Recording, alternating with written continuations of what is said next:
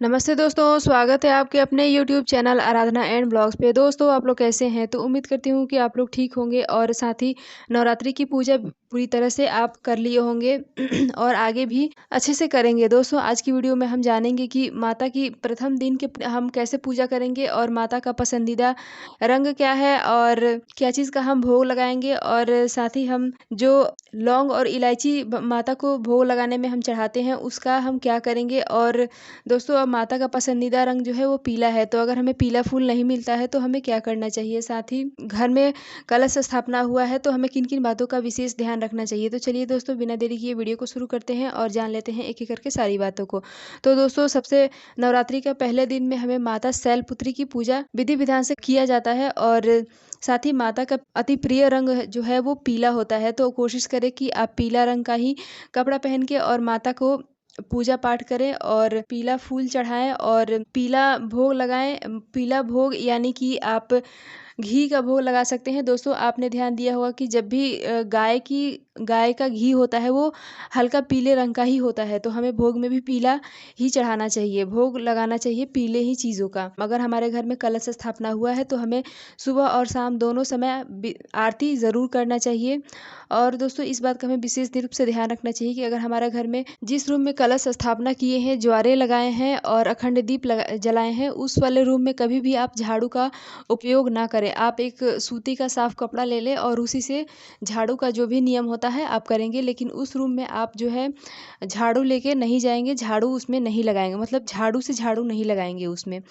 ये हो गया दोस्तों। अगला है कि हमें इस तरह से ध्यान रखना चाहिए कि हम जो भी पूजा पाठ करते हैं तो जो भी कलश हम रखे हैं या जो भी नौगरा हम बनाए हैं या फिर जो भी माता की फोटो मूर्ति रखे हैं वो गलती से भी हमें हिलाना डुलाना नहीं चाहिए। या फिर जो भी नारियल हम उसके ऊपर रखते हैं, कलश के ऊपर रखते हैं, तो वो भी हमारे हाथों से गलती से लग के हिले डुले ना। क्योंकि दोस्तों ऐसा करना बिल्कुल भी शुभ नहीं होता है, क्योंकि दोस्तों जो भी कलश होता है वो हिल जाता है तो ऐसा माना जाता है कि उसमें के सारे देवी देवता जो भी जिनका भी हम आवाहन किए हैं कलश को रखते समय वो लोग फिर वापस चले जाते हैं। तो दोस्तों ऐसा अगर ऐसा गलती से किसी से हो जाता है तो वो उस पूजा का फल हमें बिल्कुल भी नहीं मिलता है। तो दोस्तों इस बात का हमें बिल्कुल भी ध्यान रखना चाहिए। अगला है दोस्तों कि क्या हमें उसी रूम में मतलब सोना चाहिए या फिर नहीं सोना चाहिए। तो देखिए दोस्तों, अगर आप जहाँ पे कलश स्थापना किए हैं वहाँ उनको मतलब अकेले छोड़ के नहीं, हमें कहीं और भी जाके सोना चाहिए।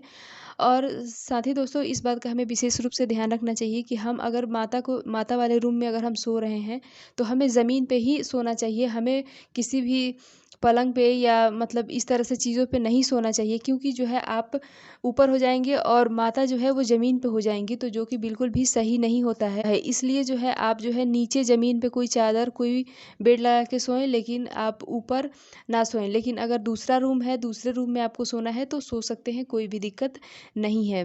दोस्तों अगर कलश स्थापना किए हैं तो आपको दोनों समय पे कोई भी एक पाठ, आप चाहें तो दुर्गा सप्तशती का पाठ या फिर दुर्गा चालीसा का पाठ हमें ज़रूर करना चाहिए अपने घर में। और साथ ही आरती सपरिवार मिलके ज़रूर करना चाहिए। साथ ही दोस्तों माता शैलपुत्री का जो है वो पीला रंग अति प्रिय है, तो अगर पीला रंग का फूल मिल जाता है तो आप चढ़ाएं। अगर पीला रंग का फूल नहीं मिल पाता है तो आप गुड़हल का, जो लाल गुड़हल होता है उसका फूल आप 9 दिन चढ़ा सकते हैं, चढ़ाएं, कोई भी दिक्कत नहीं है। दोस्तों अब हम देख लेते हैं कि माता शैलपुत्री का जो मंत्र है वो क्या है। तो दोस्तों माता शैलपुत्री का मंत्र है, या देवी सर्वभूतेषु माँ शैलपुत्री रूपेण संस्थिता, नमस्तस्यै नमस्तस्यै नमस्तस्यै नमो नमः। तो दोस्तों आप इस मंत्र का जाप कर सकते हैं। आप चाहे अपने इच्छा अनुसार चाहे तो 108 बार जाप करें या फिर आप 11-21 बार भी इस मंत्र का जाप आप कर सकते हैं। दोस्तों एक और महत्वपूर्ण सवाल है कि जो भी हम भोग लगाते हैं माता को, जैसे कि लौंग इलायची, हमें सुबह शाम तो भोग लगाना ही है, चाहे आप भोग में कुछ भी लगाएं या फिर दोस्तों आप कलश रखे हैं तो भी, या फिर कलश नहीं रखे हैं तो भी आपको सुबह और शाम में जो है एक लौंग और एक इलायची का भोग हमें माता को ज़रूर लगाना चाहिए, जो कि माता को अति प्रिय भी है। तो दोस्तों हमें उस लौंग और इलायची का क्या करना चाहिए।